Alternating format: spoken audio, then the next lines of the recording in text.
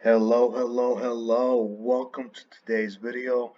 My name is Ernie Trades, and in this video, we're going to go ahead and talk about the trades that we took, kind of a recap on why I took the trade and also the results. For those that don't know who I am, my name is Ernie Trades. You can follow me on Twitter at Ernie Trades underscore, and even on TradingView, Ernie Trades underscore, or on Instagram at simply Ernie Trades. Right there is where I call out every single trade for the free. So let's get to it.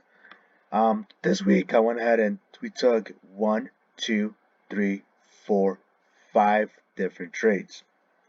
Right off the bat, I will tell you we took 1L. We unfortunately lost one trade, won two of them, and two trades are currently deep in profit. Now, let's go ahead and just get through the first trade that was actually a losing trade, which was Chfjpy. For those of you guys that may not know, my style of trading is swing trading. I look at primarily fundamental analysis with a little bit of technical analysis. So, Chfjpy, very straightforward. Just saw immediate rejection of the supply and demand zone, and historically tend to see a nice push up. So let's go ahead and look at it. So you guys can see, I drew my supply and demand zones, and when we look at this trade a little bit closer, when we got into this trade, it was around here. We saw this immediate rejection, right? This immediate rejection of the zone, and I believe my thought process was we were going to see a nice little push up, but unfortunately that did not happen. It did end up taking us out during the London session. That took us a 1% negative. Alright, now that we got through the bad one, let's look at the winners. My next trade was nzchf. As I put here on my TradingView account, my entry was 58.56 with a stop loss of 56.99 and my take profit of 63.06. So when it comes down to fundamental analysis, there's essentially a few things that I look into. Number one, I want to see what the institutions are doing. Those are the ones with the big money, right? Number two, I look at what the retail traders are doing. And number three, look at the seasonality. What does the history and the data show us that this pair or this indices, whatever you're looking at, what does it tend to do during this time? And lastly, obviously fundamentals, look at the economic data. So what are the institution traders doing? We see NZD has a long position of about 42%, with Chef only having a long position of just under 11%, currently showing institutions favoring Chef. So what are the retail traders doing? Well, the retail traders are 44% long and 56% short on that pair. Honestly, this only makes a big significance only if there's a big push of a 60% or more that the retailers are favoring one side or the other. Historically, what does it tell us? Well, based on the historical data, the market tends to rise during this month. Fundamentally, the GDP growth and interest rates tend to favor NZD, while inflation and unemployment tends to favor Chef. And now let's see what it's doing currently or what it did. So right now we are pretty good. We're good in profit so far. Let's see. One thing that I always look at the day trade. We clearly saw this nice continuation of the uptrend. When we go a little bit under, we see the same thing, right? We see this nice continuation. Now, if we kind of break down a little bit more, you can see that once again, it kind of bounced off this major support, and it bounced off the EMA line. And currently, this will be a nice, just under 1 to 3 risk to reward. So yeah, let's see how it's.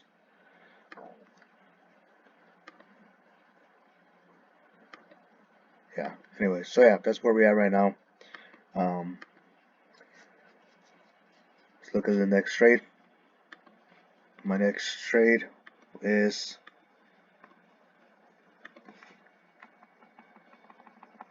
nzdusd. Here again, so this is a simple thing, continuation of the trend. Continue at the trend. NZD is long 41, just say 41%, and USD is long up just above 76%. What are the retail traders doing? Well, the retail traders are only 32% of them are long on NZD, while 68% of them are short on the pair. Remember, like I told you guys, when over 60% of the retail traders tilt one way, historically or statistically speaking, the institutional traders will push the opposite way. What does history tell us? Well, history tells us that during this month, we actually tend to see a nice bull run of the pair. Fundamentally, like I said in the previous, GDP growth favors the US, while inflation, unemployment, and interest rate tends to favor NCD. Now let's look at what it's doing right now, NCD USD. As you guys can see, it dominated our take profit. But it's kind of funny now that I actually notice this. This kind of has the same movement, at least for now, having that same movement of nzchf. Just found that funny. I literally just noticed it right now. But yeah, this is basically where we were. Once again, we look at the daily chart. You see a nice continuation on the uptrend. It's trading above the EMA line. We go a little bit lower time frame. We could see that it rejected that previous support zone, and it had a continuation. This didn't really take long. Like I said, it was Monday we got into the trade, and by Thursday it hit our take profit with a nice 1 to 2 risk to reward. So far for that week, we are up 2%. Well, we're up we're up 1% in close trades, not counting the floating profits. All right, our third pair, which would be cadchf, or fourth pair actually. Yeah, our fourth pair is cadchf. Once again, if you look at the institutional traders, CAD has a long position of 42, almost just under 43%, while Chef only has a 10.63%, showing the institutional traders are favoring Chef. Retail traders, on the other hand, are long on cadchf with 96%, while only 4% are short. Like I mentioned earlier, usually when the retail traders are heavy on one side, big money tends to go the opposite. Historically speaking, we do see this pair usually drop during the month of December. Now let's look at how this beautiful baby is doing. cadchf, look at this beauty. Look at this beautiful trade. Alright, so let's go ahead and look at the daily chart. Once again, we saw a nice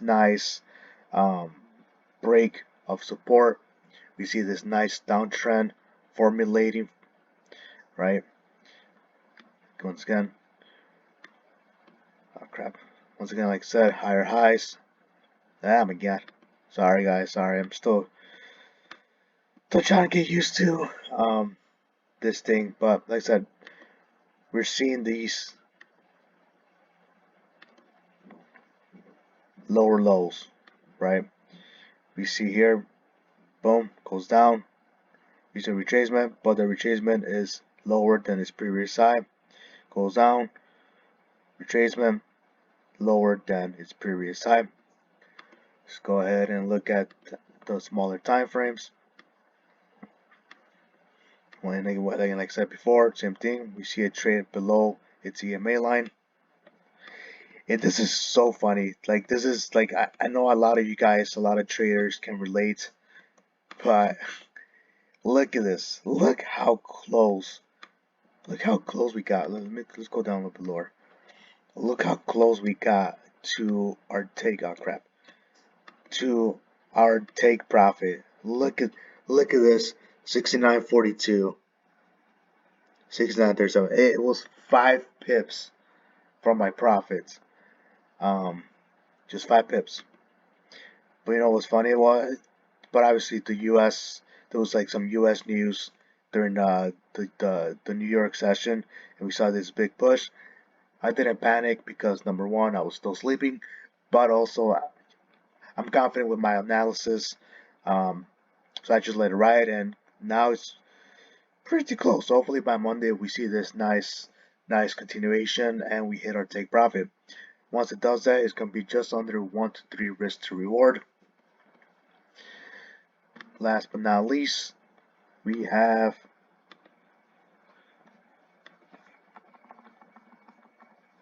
shorting on audnzd. So my fundamental analysis, it was pretty straightforward. It failed attempts to it failed the attempt on the previous support. Resistance, and we see that continuation as well. Let's go ahead and look at this once again.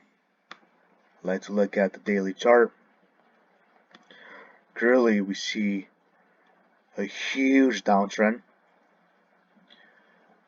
Let's go down to the 4-hour chart. And my entry is usually always on its previous either resistance or support. In this case, was its previous resistance. And honestly, this one actually almost hit. It almost hit our stop loss. See how close it got? It got about 2 to 3 pips from our stop loss. But unfortunately, we had a good one, and it continued to go down, and boom, by rib, it ended up hitting our take profit, and it actually continued to go down. So if you were trailing this, you could even get a 1 to 6 risk to reward, but we didn't. We got about 1 to 4.5, ending the week at about 1 to 5. I ended the week at 5% profit for the week. For those of you guys wondering, I usually only trade about 1%. That's what my risk is for every single trade. Keep it consistent. Alright, so this is pretty much it for this week. I will keep you guys updated next week on any other new trades that I go through. Once again, if you have any comments or anything, feel free to leave it on the comment section, or if you have any questions. And like I said, make sure to follow me on Twitter and follow me on the TradingView app so you guys can get these trades for the free. Or you can simply go to my Instagram at @earnytrades, and there will be a link where you can go ahead and basically directs you to these things. Alright, thank you very much. Once again, these videos are pretty straightforward. I try not to edit too much or anything like that, but if you have any recommendations on how can I improve, feel free to let me know. Also, if you have any ideas of what else I should post, educational videos, that will be great. Thank you, and once again, please make sure to like, subscribe, and hit that notification button for more videos. Thank you very much, and peace out.